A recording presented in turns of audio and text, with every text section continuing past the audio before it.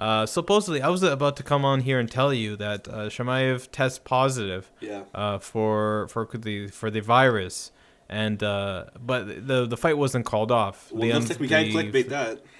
Well, the thing is that it didn't say that the fight was canceled or anything. It was just that the sorry. It didn't say that it was canceled, but it was in jeopardy. The fight is on December 19th. That's between Leon Edwards and Shamaev. What just came out before we started this podcast that I saw was that a person from his camp, from Shamaev's camp, tweeted out fake news. So there might be some other information that came out as well. So what happens is somebody from his camp tweeted that out, but there must be more information than that, right? Because I don't know what that necessarily is referring to. That could be referring to anything.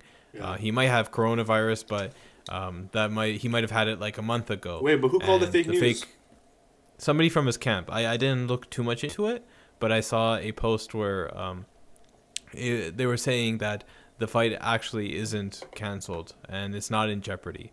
But for now, we're kind of in this limbo area. But I'll take it as in he isn't sick right now and will be able to fight on the 19th against Leon Edwards. Leon Edwards actually came out and said something else regarding the fight.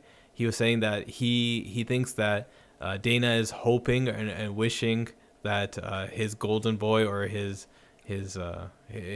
guy in Khazma, you said it right. You said Khamzat? It right. Khamzat. Yeah, Khamzat. You got it. All right, his boy. He wants him to win, and he wants Leon Edwards to lose. So this is kind of a passive. It's kind of passive aggressive by Leon Edwards. I don't blame him throughout this entire situation and his relationship with the UFC brass, especially considering his opportunity for these big fights. Yeah. He got one against Tyron Woodley, and then it fell through, and Gilbert Burns was given that opportunity.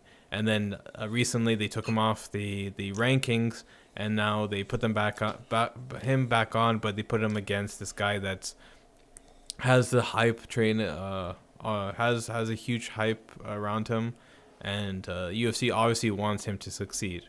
I'm not saying that he's not deserving of any of this, but he's obviously for the record, he's getting special treatment. Yeah. He's at all the fights. He's sitting next to Dana. He has all this coverage, but it's a business, right? But can I say one thing? Can I say one thing?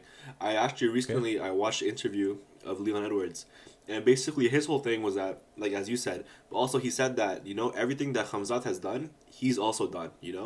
Everything that he's done, he's not done. Exactly. Well, not exactly, but like almost the same, right? And he's also on like a pretty good win streak himself, so. Yeah. No. Leon Edwards has done what Shamaev has done in terms of winning fights. Yeah. Back to back. But I would say Leon Edwards has done more than Shamaev in terms of like longevity and just success in the MMA world. Khamzat is on a rocket ship right now, and his journey is completely different than any other UFC fighter that we've seen in recent memory, including Leon Edwards. So I really hope that Leon Edwards doesn't get too jaded by all of this coverage and doesn't have too big of a chip on his shoulder. He just goes in there and fights his fight and does the best that he can do in that matchup. If he wins, good for him. If he loses, then the better man won. And your pick stays the same or no?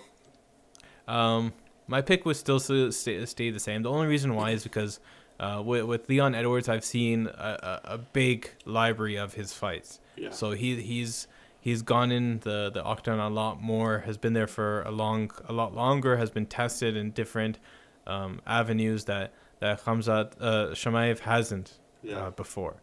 So for me to go and say Shamaev is going to win because or by this way or that way by like first round knockout or he'll grind out a win, it's a lot of it's conjecture. A lot of it's speculation. Well, honestly, I'm still 50-50 on this fight. You know, I keep bouncing between Khamzat and Leon Edwards, but I think one thing we can both agree on though is that if Khamzat does win this fight, it's gonna be next level hype, right? Because even right now it's so big. If he takes care of Leon Edwards, you know, he beats a top ranker, and then he'll be up there. He's a title shot for sure. Yeah. But regardless, I think the fight's going to be very, very good. I don't think, especially with everything that Leon's saying, he's just going to sit back and let the fight be a boring I haven't one. watched... I think he's going to try to finish him. Yeah. Well, I haven't watched too much of Leon Edwards. How's his chin? Is his chin tough? He is nothing... He hasn't got knocked out like multiple times or anything like that, so... there's not much worry about that. I like Chimaev's striking, but all of we've really seen in the UFC is like one punch from the standing position, and that's when the guy's hands were like by his waist. Right? Shout out One Punch Man. One Punch Man. He was his opponent in that fight, Chimaev's opponent, was very, very cautious of the takedown. You could tell that he was kind of he wasn't fully there. He was caught up in the moment. It's weird though. His opponent actually has his opponent who he just faced. He actually had a 95% a finish rate. Yeah, which is a weird point, but yeah. Well, we'll see closer to the fight. I still have Leon winning that, but I wouldn't doubt Chimaev coming in there and doing what he's done to his other opponents. It's just it's hard for me to do that without trying to use too much of the hype train to motivate what I'm trying to say. Well, if it goes to the scorecard, we know what's going to happen, but we'll leave that for later. Yeah, definitely. Khabib buys GFC for $1 million. GFC was called Guerrilla Fighting Championship. It's an MMA organization out of Dagestan, the region that Khabib's from. He named it actually Eagle Fighting Championship, so he changed it from one animal to another to mark his. He also has a Gorilla energy drink, so I guess he's also changing that too, or no? I don't know if he owns Gorilla energy drink. I think he owns GFC now, and then he changed the name. So if he plans to buy Gorilla energy drink or he owns it, why not? But he's bought it, and last event was October 16th. They have 2 more shows set for December 4th and December 19th for this 2020 calendar year. Details are expected to be announced involving Khabib and the organization on December 2nd, 2020 in a press conference in Moscow. There's talks about the organization teaming up with UFC and broadcasting their fights and their events on the UFC Fight Pass. So very similar to like other organizations, other like jiu-jitsu programs and stuff like that use the UFC Fight Pass as their platform. Yeah. Or other Invicta is shown on there, the women's fighting organization. Yeah. This is very interesting. UFC has been trying to get into these countries like Russia, has been trying to get into China, has been trying to get into these countries that have a long lineage of martial artists, but haven't necessarily put in all the resources to have a MMA foundation into the country. So now we're starting to see fighters come out of Russia and actually have a huge impact in the UFC. We didn't really see this back in 5 to 10 years ago. Actually, maybe 5 years ago, but a little bit further back than that. You would see Russian fighters here and there, but a lot of times those Russian fighters would relocate into the United States, and then from there they would develop and fight. But you didn't really... Good on Khabib though. You know, he bought this. He also, if you recently heard, he actually opened up a phone company, as in like with his own SIM card. Telecom communication. Yeah, he did that. He enrolled in university. You know, he's doing a lot in his post. Yeah, so he's putting his money to use and putting it into his homeland, which is always good. I think he sees the potential and he sees the talent and the people that are in his region and in Russia that could come over into the UFC or any of the MMA organizations and display all of their skills and their talents. Here's a question for you though. Do you think you know how his father Abdul Manap, he used to coach at the Eagles gym? Do you think he took over or no? I think right now he's still in the U.S., right? But I could see Khabib taking over that gym and just continuing that legacy for his father and for that region, because he has a major influence in that region. Yeah. I think one of the big things, the big steps, is him buying the GFC and renaming it the Eagle Fighting Championship.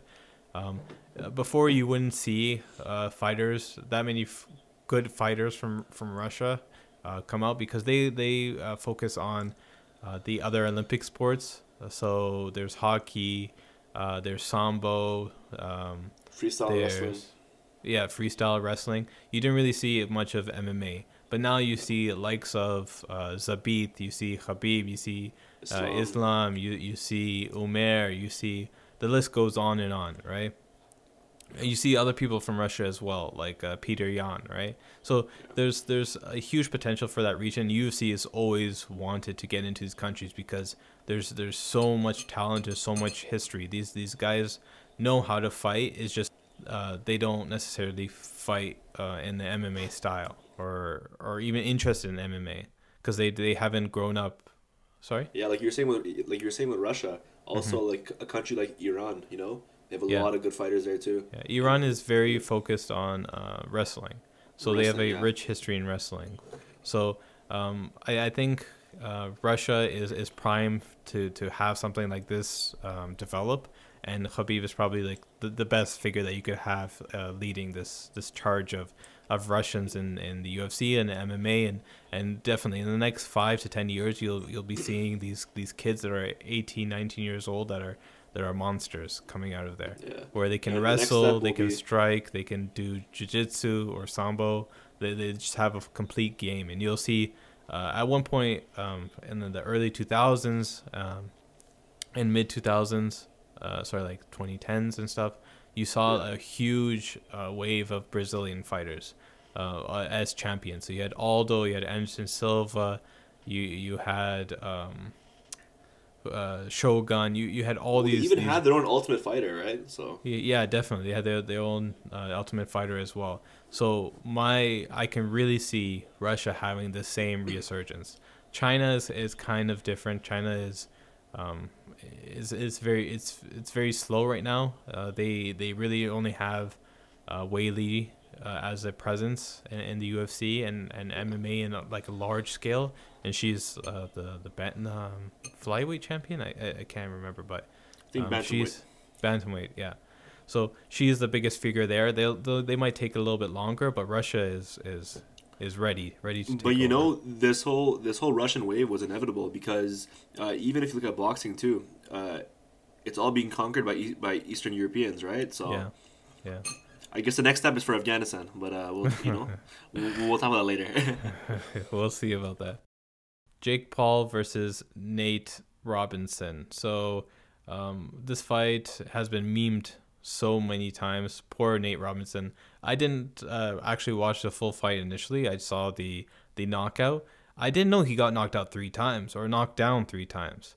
Honestly, the only one I saw was when he got punched in the back of the head. I'm like, okay. That was the first one. That's not too fair.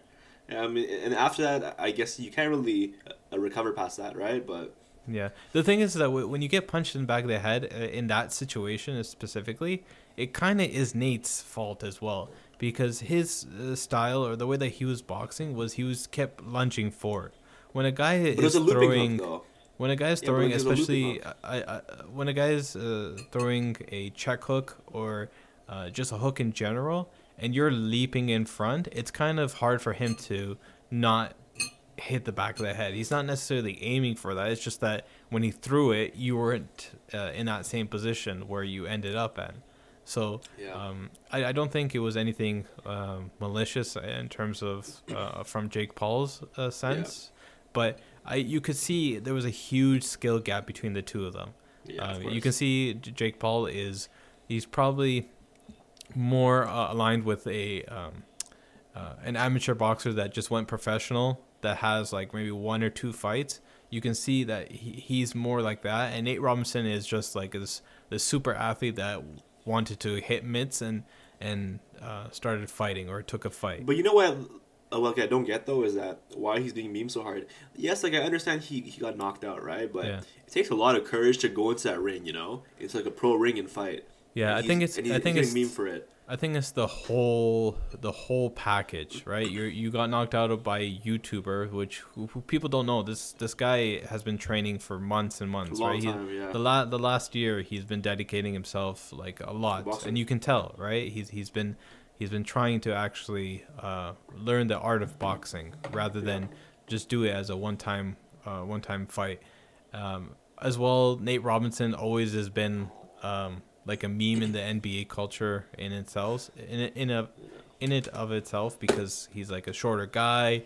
He is always like making jokes, right? He's been in and out of the league. He's been everywhere. So I think it's a lot of factors, but no hate to the guy, you know. I think he tried his best, but I think I before the fight even started, I knew that there was a huge potential for this to happen. If you saw some of the footage of Jake Paul fighting or sparring with other people, you can tell that he has a better understanding of how to throw power shots. He knows how to fight. He knows how to fight, right? Like he's actually digs into his hooks, right? And he also has, he keeps calm and he knows how to manage his distance, as opposed to Nate Robinson. with Mayweather Gym, right? Or was that KSI? I think that was his brother. I don't know about him. Maybe, I'm not sure. But he wants to go on. See the Conor McGregor.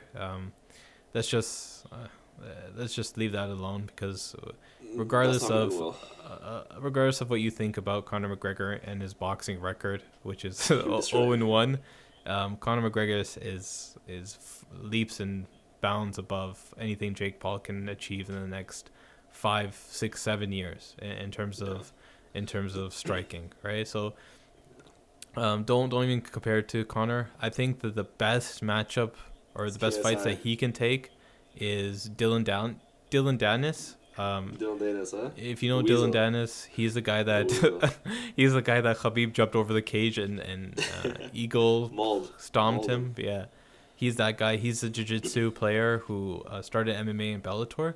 He's not that great at striking. He kind of tries to do Conor's stance and his striking style, but he doesn't have it, right? It takes years and years and years to try to replicate that style and be able to counter and have that speed and that power. I think if you take him, Dylan Dennis, and you put him against Jake Paul, I think Jake Paul beats him.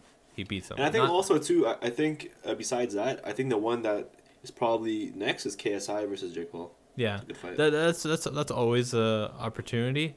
I don't know if that happens next, because that, I don't know. Maybe it could happen, but I would be more interested in seeing Dylan Dennis. There's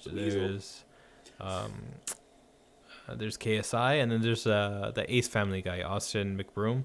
Oh my God, if he faces Dylan Dennis, Austin McBroom, and then KSI, I think that would probably be a good order. Or maybe Austin McBroom, Dylan Dennis, and then KSI, in terms of like building up a fight and also giving him more time to train, because the more time that he trains, I think his level of fighting, or like skill level, goes exponentially faster and higher than what KSI would.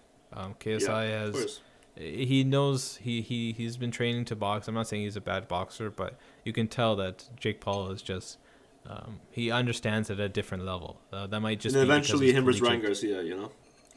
That's not the Ryan Garcia's. I keep them away from these actual fighters, I think. Dylan Dennis is an exception, because he was doing jiu-jitsu all the way into his 20s. He still does jiu-jitsu, but he didn't get into actual MMA striking and fighting until later in his life. So he himself is not that advanced of a striker, right? I would say keep him with the Austin McBroom guy, Dylan Danis, KSI, those kind of people, keep him in that league, and he will be busy for the next 2 to 3 years and leave his mark or whatever he wants to do in the industry. Tyson versus Roy Jones. So I didn't actually watch much of this. I saw some of it, but I did. I can give a quick little. Just before you do, what it looked like? It looked like two 50-year-olds fighting each other. It was kind of not sad. It's really what you should realistically expect from this fight. These are both very, very long in the tooth fighters who retired at once, who are not the same people that they were, essentially emulating what they once did in their primes. I'm not saying that it was a joke or anything like that. I think having these fighters come out and do these exhibitions is always I would welcome it if it's for the purpose of just going in there and seeing these guys at a different stage of their life, not necessarily out there for cash grabs or for something where they're trying to knock each other out. There's bad blood. No, let's just see what happens to these fighters when they get older, right? Like what happens when John Jones is like 45 years old. Like, is he able to still is he able to still maintain his distance? Like, I want to be able to see what do humans lose when they get older in terms of MMA or any martial art, right? Like, what happens? Like, it also lets us appreciate what they did before and what the human body can do in their prime, right? So the fast twitch muscle, the ability to read things really fast as they're happening, the different striking abilities, the limberness of the body, right? There's so much. Other than that, it is what it is. What did you think? So I actually watched the whole 8 rounds, and like honestly, it was pretty cool. So I'll tell you what I thought. Not round by round, but just because in total it was about, I think, how many rounds was it? Minutes, right? It was 8 rounds of 2 minutes. 8 rounds? 16 minutes and 8 rounds of 2 minutes. Oh my god! Of 2 minutes. Of 2 minutes. 2 minutes. But honestly, for the first few rounds, especially Tyson, he's very explosive. Like, you could tell he still had it in him. I think the problem with Roy Jones is that he was still relying on his prime reflexes, but obviously they're not there anymore, right? So when Tyson pushed him against the ropes, he couldn't really do much. I mean, his jab was there, but besides that, it wasn't much. Yeah. The biggest issue of that fight was that there was a lot of hugging and clinching. But to be honest, it's like, what do you really expect, right? Like, they obviously don't have the cardio to fight full throttle for 8 rounds, right? Because they're both in their 50s. But honestly, if you came into that fight with no expectations, it was a pretty good fight. Yeah, it wasn't that bad. That's what my expectations were. So what I saw was basically I saw Tyson bobbing and weaving and doing his level changes and what Tyson does, but without the like ferocity that he once would implement into his game. Because I think if you took Tyson in his prime, that hugging would would convert actually into very short hooks, right? Instead of the hugging, he would infighting. Yeah, he would infight or he would dirty box and then get in and out, right? So I think that's what happened. Then you would see Roy Jones using the ropes to go back and forth and avoid those punches. So it would have been a completely different fight. But what do you expect? These are old men. It's fine. But some people were saying that Tyson was holding back. If you actually see him, he was pulling some punches. I mean, obviously, like, he's not holding back everything, but you could tell there was some points in time where, like, if he really wanted to, like, KO this guy, he could have. But the agreement was that it was an exhibition match and there was no knockouts. So I don't think he was in there to like, even like, maybe he could have knocked Roy Jones out. But I don't think his intent was to go knock him out. It was just, hey, let me just go back into the boxing ring. I worked to this goal. I got in shape. And now let's just see how my hands and my brain are doing after. So I'm not sure, but like, have you watched like a live Tyson or Jones fight or no? Roy Jones, yes. Not Tyson. Not Tyson, right? A long time So I think ago, it was like, it was pretty cool for like us younger fans, because we got to see Tyson like in the ring again. So I guess it was pretty cool, you know. I don't think many younger fans know much about Roy Jones, maybe just by name. But Tyson has a larger mystique, and he's been in the entertainment circle right now, or of recent in the last 5-6 years. He's been around, right? Like the Hangover movies, just like his antics, and then the UFC brought him in, and then he has his own podcast where he brings all these people. So Tyson's always had that relevancy. So I guess cool. Yeah, it was cool.